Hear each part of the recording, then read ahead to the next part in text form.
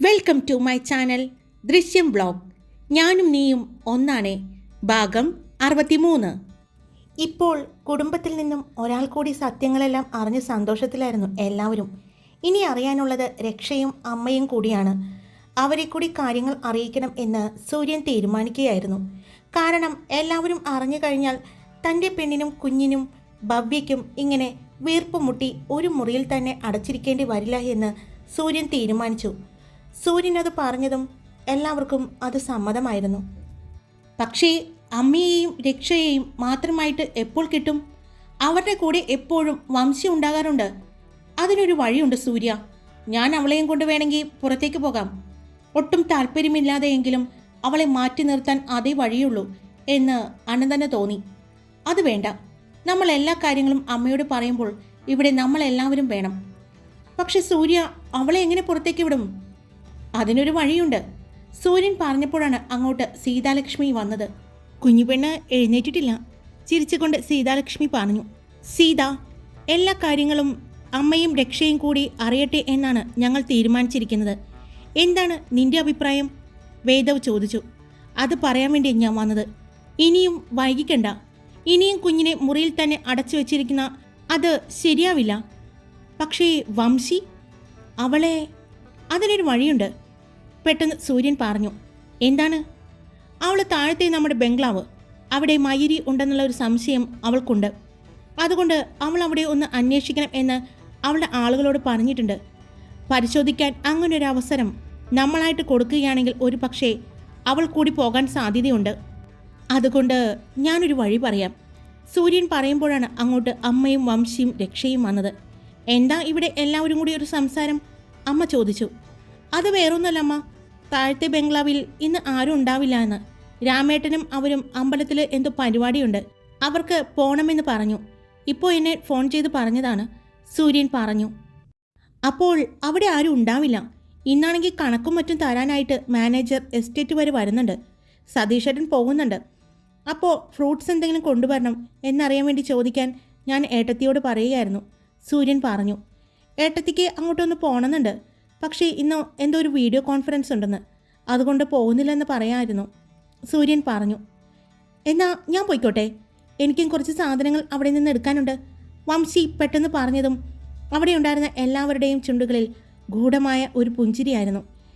ഏട്ടത്തിക്ക് എന്താ വേണ്ടതെന്ന് വെച്ചാൽ പറഞ്ഞാൽ മതി, ഞാൻ വരുമ്പോൾ കൊണ്ടുവരാം, വംശി പറഞ്ഞു. എന്നൊരു കാര്യം ചെയ്യാം വംശി, സതീഷേട്ടൻ്റെ കൂടെ പോയിക്കോ. സതീഷേട്ടൻ പോകാൻ നിൽക്കുകയാണ്, വേദവ് പറഞ്ഞു. എന്നാ ഞാൻ പോയിട്ട് വരാം. ഏട്ടത്തിക്ക് എന്തൊക്കെയാണ് വേണ്ടതെന്ന് വെച്ചാൽ വിളിച്ച് പറഞ്ഞാൽ മതി. എനിക്കും കുറച്ച് സാധനങ്ങൾ എടുക്കാനുണ്ട്.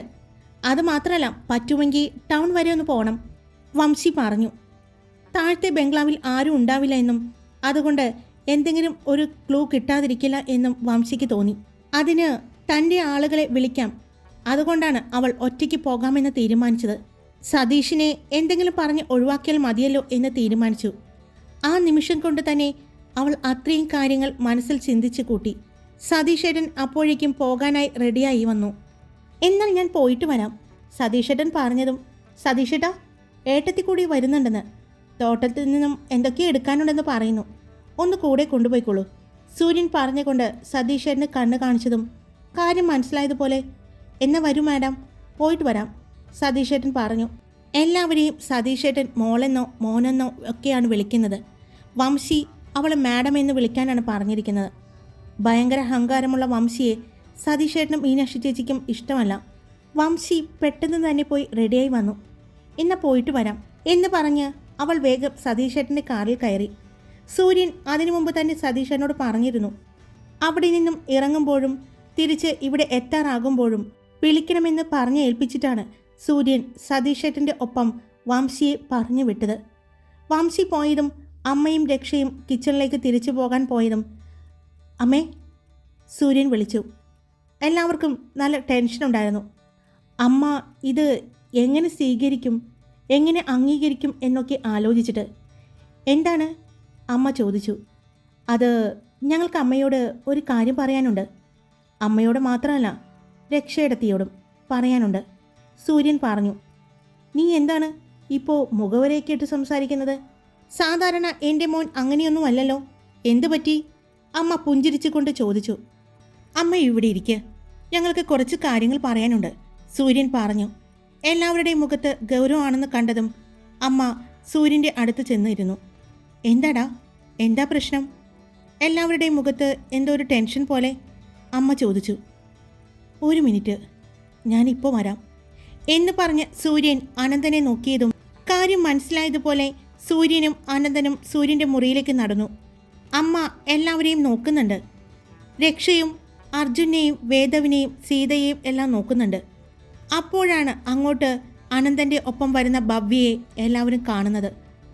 ഭവ്യയുടെ മുഖത്ത് നല്ല പേടിയുണ്ടായിരുന്നു.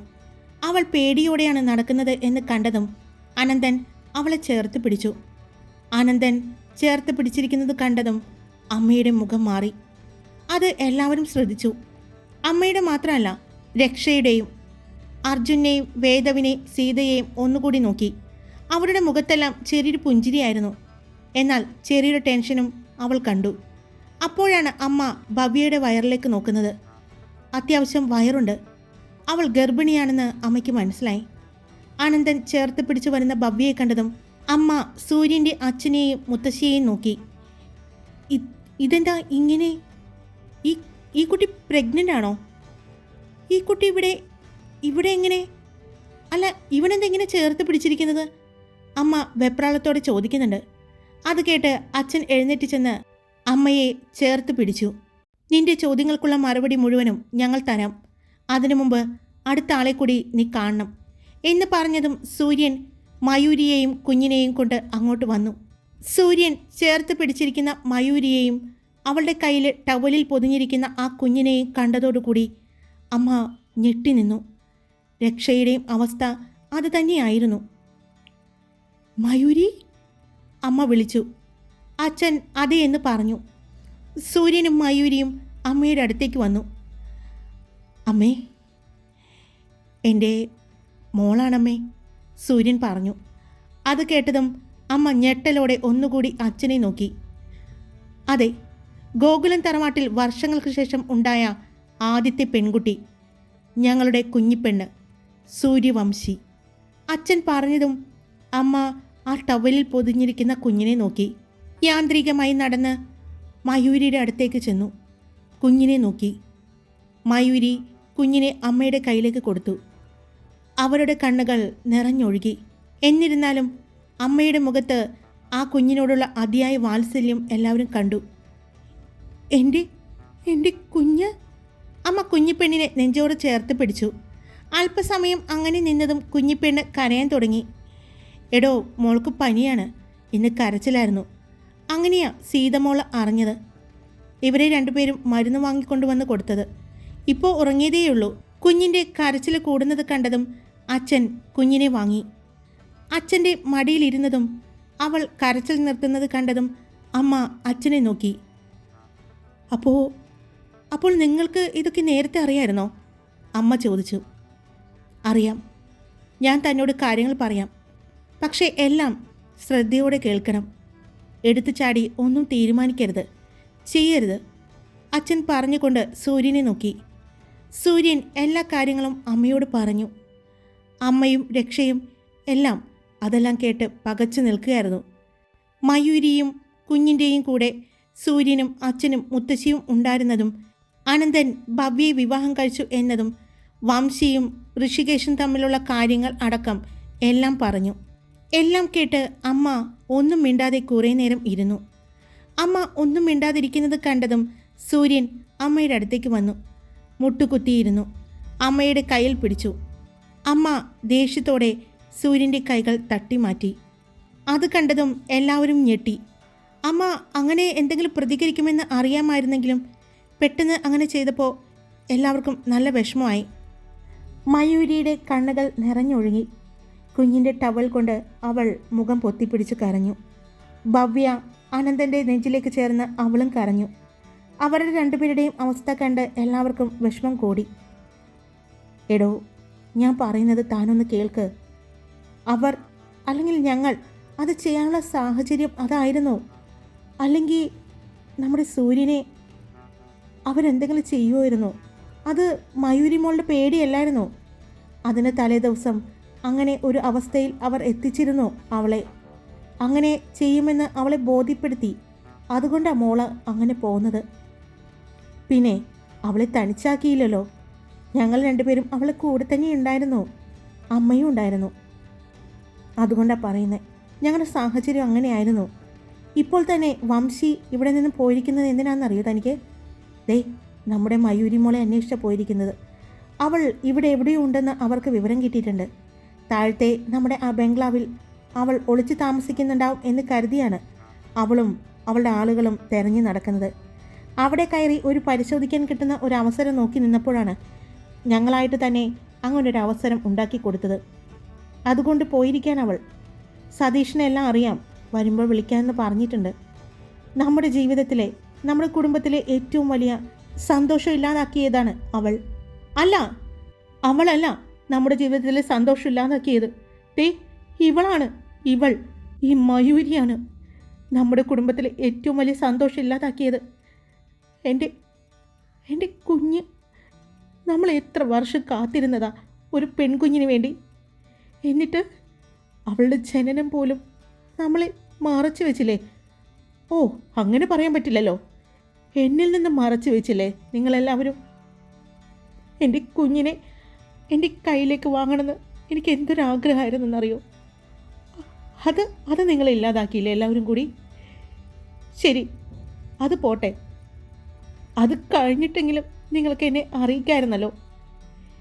ഇപ്പോൾ ഒരു 3 മാസമൊക്കെ കഴിഞ്ഞിട്ടുണ്ടാവും എൻ്റെ കുഞ്ഞിനല്ലേ. ഈ 3 മാസം എന്നിൽ നിന്ന് നിങ്ങൾ എന്തിനത് മറച്ചു വെച്ചത്? ഞാൻ നിങ്ങളോടൊക്കെ എന്ത് തെറ്റാ ചെയ്തത്? ഇതുപോലെ നിങ്ങൾക്ക് അന്ന് എന്നോട് പറയാമായിരുന്നില്ലേ? ഞാനുണ്ടാവുമായിരുന്നില്ലേ എൻ്റെ കുഞ്ഞിൻ്റെയും ഇവളുടെയും കൂടെ? എന്തിനും അതിന് ഒരു വംശിയെയും ഞാൻ നോക്കില്ലായിരുന്നു. എന്നിട്ടും നിങ്ങൾ എന്നെ മറച്ചു വെച്ചു അല്ലേ? അവരുടെ കാര്യം പോട്ടെ, നിങ്ങൾക്ക് എന്നെ അറിയാമായിരുന്നില്ലേ? ഞാൻ എത്ര പ്രാവശ്യം പറഞ്ഞിരിക്കുന്നു ഇവളെ കാണാതെ ഞാൻ അനുഭവിക്കുന്ന വേദന. എന്നിട്ട് നിങ്ങൾ എന്നോട് എന്താ കാണിച്ചത്? അമ്മ വേഗം അച്ഛൻ്റെ മടിയിൽ നിന്ന് കുഞ്ഞിപ്പെണ്ണിനെ വാങ്ങി നെഞ്ചോട് ചേർത്ത് പിടിച്ചു. ഒന്ന് ഞെരങ്ങിയെങ്കിലും അമ്മയുടെ മാറിലെ ചൂട് പറ്റി ആൾ കിടന്നു. എൻ്റെ കുഞ്ഞ്, എനിക്ക് ഇത്രയും ദിവസം, ഇത്രയും നാൾ എൻ്റെ അടുത്ത് നിന്ന് എൻ്റെ മോളെ അകറ്റിയ നിങ്ങളോട് ഞാൻ ക്ഷമിക്കില്ല, ഒരിക്കലും ഞാൻ ക്ഷമിക്കില്ല. അപ്പോൾ അമ്മയുടെ അവസ്ഥ കണ്ട് എല്ലാവർക്കും ഭയം തോന്നി. അമ്മയുടെ അടുത്തേക്ക് രക്ഷ വന്നു. അവളും കുഞ്ഞിനെ നോക്കി. കുഞ്ഞിൻ്റെ കവിളിൽ പതിയെ തലോടി. കുഞ്ഞിൻ്റെ നെറ്റിയിൽ ഒന്ന് ചുംബിച്ചു. സീതാലക്ഷ്മിയും അവരുടെ അടുത്തേക്ക് വന്നു. അമ്മേ, ഞാൻ പറയുന്നത് അമ്മ വ്യക്തമായിട്ട് കേൾക്കണം. ഈ സാഹചര്യത്തിലൂടെ കടന്നു വന്ന എല്ലാ ബുദ്ധിമുട്ടും അറിഞ്ഞത് നമ്മളാരുമല്ല. നമുക്കിങ്ങനെയെന്ന് പറയാനേ പറ്റൂ. ഇതിൻ്റെ എല്ലാ വേദനകളും അനുഭവിച്ചത് മയൂരിയാണ്. ഈ നിൽക്കുന്ന ഭവ്യയാണ്. ഇവർ രണ്ടുപേരുമാണ് അനുഭവിച്ചത്. പുറമേ നിന്ന് കാഴ്ചക്കാരായി നിൽക്കുന്നവർക്ക് കേൾക്കുമ്പോൾ തോന്നുന്ന ദേഷ്യവും സങ്കടം മാത്രമേ ഇപ്പോൾ നമുക്ക് പ്രകടിപ്പിക്കാൻ പറ്റൂ. അതനുഭവിച്ചവർക്ക് അവരുടെ ആ ദിവസങ്ങൾ, അവർ അന്ന് അനുഭവിച്ച വേദന, പേടി, അവരുടെ ഭയം എല്ലാം നമുക്ക് ചിന്തിക്കാൻ പറ്റുമോ അമ്മേ? അപ്പോൾ അവരെടുക്കുന്ന തീരുമാനങ്ങളെല്ലാം തെറ്റായിരിക്കും. അതുപോലെ അച്ഛനും സൂര്യനും അവളെ പിടിച്ചു നിർത്താൻ വേണ്ടിയാണ് ആരോടും പറയാതിരുന്നത്. ഒരുപക്ഷെ സൂര്യൻ വീണ്ടും ഇവളെ കണ്ടുപിടിച്ച് ഇവളുടെ കൂടെ തന്നെ ഉണ്ടായിരുന്നെങ്കിൽ വീണ്ടും ഇവൾ ഇപ്പോൾ വന്നതുപോലെ ഊട്ടിയിലേക്കായിരിക്കില്ല, മറ്റെവിടേക്കെങ്കിലും പോയേനെ. അപ്പോൾ അമ്മയുടെ ഈ നെഞ്ചോട് ചേർത്ത് പിടിക്കാൻ കിടക്കുന്ന ഈ കുഞ്ഞിനെ നമുക്ക് ഒന്ന് കാണാൻ പോലും കിട്ടില്ലായിരുന്നു അമ്മേ. അതുകൊണ്ട് സൂര്യനെയും അച്ഛനെയും ഞാൻ കുറ്റം പറയില്ല. അവരുണ്ടായിരുന്നത് കൊണ്ട് തന്നെയാണ് ഈ കുഞ്ഞിൻ്റെ എല്ലാ വളർച്ചയും ആ കുഞ്ഞിൻ്റെ അച്ഛൻ കണ്ടു തന്നെയാണ് പുറത്തേക്ക് വന്നത്. നമ്മുടെ കുഞ്ഞിപ്പെണ്ണിന് ഭാഗ്യമില്ലാതല്ലമ്മ, ആ കുഞ്ഞ് ഭാഗ്യവതി തന്നെയാണ്. അതുകൊണ്ടാണ് അവൾക്ക് അവിടെ നിന്ന് ഇറങ്ങിയപ്പോൾ ഇങ്ങോട്ട് വരാൻ തോന്നിയത്. അതുകൊണ്ടാണ് സൂര്യന് കണ്ടുപിടിക്കാൻ തോന്നിയത്. ഇവൾ പോലും അറിയാതെ അവൻ്റെ പെണ്ണിനെയും അവൻ്റെ കുഞ്ഞിനെയും ചേർത്ത് പിടിക്കാൻ പറ്റിയത്, അവൻ്റെ കുഞ്ഞിനെ ജനിച്ച് അവൻ്റെ കയ്യിലേക്ക് തന്നെ വാങ്ങാൻ പറ്റിയത് എല്ലാം ഈ മോളുടെ ഭാഗ്യം കൊണ്ട് തന്നെയാണ്. അമ്മ, ഇപ്പോൾ ഈ കാണുന്ന ഈ ടെൻഷനും ദേഷ്യവും എല്ലാം മാറ്റിവെച്ച് ശാന്തമായി ആലോചിക്കുമ്പോൾ മറ്റൊരു കാര്യം കൂടി അമ്മ ആലോചിക്കണം കേട്ടോ. ഇത്രയും ചെയ്യാൻ പറ്റുന്ന ഋഷികേശിനും നമ്മുടെ കൂടെ തന്നെയുള്ള വംശിക്കും ഈ കുഞ്ഞ് ഒരു പക്ഷേ നമ്മുടെ വീട്ടിൽ, നമ്മുടെ തറവാട്ടിൽ ജനിച്ചിരുന്നെങ്കിൽ എന്തും ചെയ്യാൻ സാധിക്കുമായിരുന്നു. ഒരു പക്ഷേ ദൈവമായിട്ടായിരിക്കും അന്ന് മയൂരിയെ ആ വീട്ടിൽ നിന്നും ഇറങ്ങാനുള്ള പ്രേരണ കൊടുത്തത്. അതുകൊണ്ടായിരിക്കാം ഈ കുഞ്ഞ് ഇപ്പോഴും ജീവനോടെ അമ്മയുടെ കയ്യിലിരിക്കുന്നത്. ഒരു പക്ഷേ വംശി ഇത് അറിഞ്ഞിരുന്നെങ്കിൽ നമ്മുടെ ഈ കുഞ്ഞ് പുറം ലോകം കാണില്ലായിരുന്നു. ഇപ്പോഴാണെങ്കിലും ഈ കുഞ്ഞിൻ്റെ ജീവന് ആപത്ത് തന്നെയാണ് അവൾ ഇതറിഞ്ഞു കഴിഞ്ഞാൽ.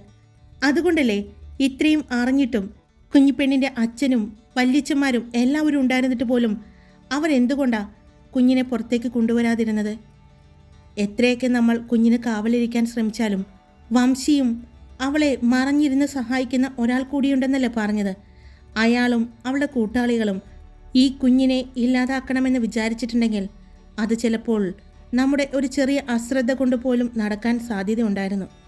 ഇതിപ്പോൾ ഇങ്ങനൊരു കുഞ്ഞ് ഇല്ല എന്ന് അറിയുന്നത് കൊണ്ട് മാത്രമാണ്, ഇങ്ങനൊരു വിവരം വംശിയുടെ അടുത്തേക്ക് എത്താത്തത് കൊണ്ട് മാത്രമാണ് ഈ കുഞ്ഞ് ഇപ്പോഴും ഇങ്ങനെ ഇരിക്കുന്നത്. അങ്ങനെയൊക്കെ അമ്മ ഒന്ന് ആലോചിച്ച് നോക്ക്. സീതാലക്ഷ്മി പറയുമ്പോൾ അമ്മയിൽ വരുന്ന മാറ്റങ്ങൾ എല്ലാവരും ശ്രദ്ധിച്ചു. സീതാലക്ഷ്മിയോട് എല്ലാവർക്കും ഒരു ബഹുമാനം തോന്നി. അവൾ പറഞ്ഞ കാര്യങ്ങളെല്ലാം ശരിയാണ്. നമ്മൾ ആരും ചിന്തിക്കാത്ത കാര്യങ്ങളാണ് അവൾ പറഞ്ഞത്. അവൾ അമ്മയെ പറഞ്ഞ് ബോധ്യപ്പെടുത്തിയിരിക്കുന്നത്. കുറച്ചു നേരം അവിടെ നിശബ്ദതയായിരുന്നു. പിന്നെ അമ്മ പതിയെ എഴുന്നേൽക്കുന്നത് എല്ലാവരും കണ്ടു. അപ്പോഴും കുഞ്ഞിപ്പെണ്ണിനെ അമ്മയുടെ നെഞ്ചോട് ചേർത്ത് പിടിച്ചിട്ടുണ്ട്.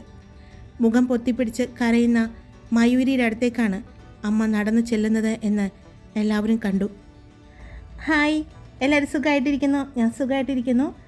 ശബ്ദത്തിൽ ചെറിയൊരു മാറ്റം വന്നിട്ടുണ്ട് എന്ന് എനിക്കറിയാം. ഇന്ന് ഈ സ്റ്റോറിക്ക് ഇത്തിരി ലെങ്ത്ത് കുറവാണേ. അത് വേറൊന്നും അല്ല കേട്ടോ. നിന്നിലലിയാൻ ഞാൻ എന്ന സ്റ്റോറി ഇന്ന് അവസാനിക്കുകയായിരുന്നു. അപ്പോൾ അതിന് ലെങ്ത്ത് ഒത്തിരി കൂടുതലായിരുന്നു. അത്രയും സമയം എടുത്തപ്പോൾ ഒത്തിരി സമയം നമ്മൾ ഇങ്ങനെ വോയിസ് കൊടുത്തുകൊണ്ടിരിക്കുമ്പോൾ വോയിസിന് ചേഞ്ച് വരുന്നുണ്ട്. അങ്ങനെയുള്ളൊരു ചേഞ്ച് ഇന്നത്തെ വോയിസിന് എനിക്ക് ഉണ്ടെന്ന് തോന്നുന്നു. അതുകൊണ്ട് കൂടിയാണ് ഇന്ന് ലെങ്ത്ത് കുറച്ചിരിക്കുന്നത് കേട്ടോ. അപ്പോൾ നമുക്ക് നാളെ കാണാം. എല്ലാവർക്കും ഇഷ്ടപ്പെട്ട ലൈക്ക് ചെയ്യണം. നമ്മുടെ പുതിയ സ്റ്റോറി വരുന്നുണ്ട്. ഇത് കഴിയുമ്പോൾ തന്നെ നിങ്ങൾക്ക് ഇഷ്ടമാവുന്നുള്ള പ്രതീക്ഷയിലാണ് ഞാൻ ആ സ്റ്റോറി കൊണ്ടുവരുന്നത്. പേരറിയണോ ആ സ്റ്റോറിയുടെ പേര് നിങ്ങൾക്ക് അറിയണമെങ്കിൽ ഒന്ന് കമൻറ്റ് ചെയ്തോളൂ കേട്ടോ. പേര് പറയാം കേട്ടോ. ഓക്കെ, അപ്പോൾ എല്ലാവർക്കും ഇഷ്ടപ്പെട്ട ലൈക്ക് ചെയ്യുക, നിങ്ങളുടെ അഭിപ്രായങ്ങൾ കമൻറ്റ് ചെയ്യുക. സബ്സ്ക്രൈബ് ചെയ്യാതെ കേൾക്കുന്നവരുണ്ടെങ്കിൽ സബ്സ്ക്രൈബ് ചെയ്ത് സപ്പോർട്ട് ചെയ്യുക. Love you all. It's me Karthika.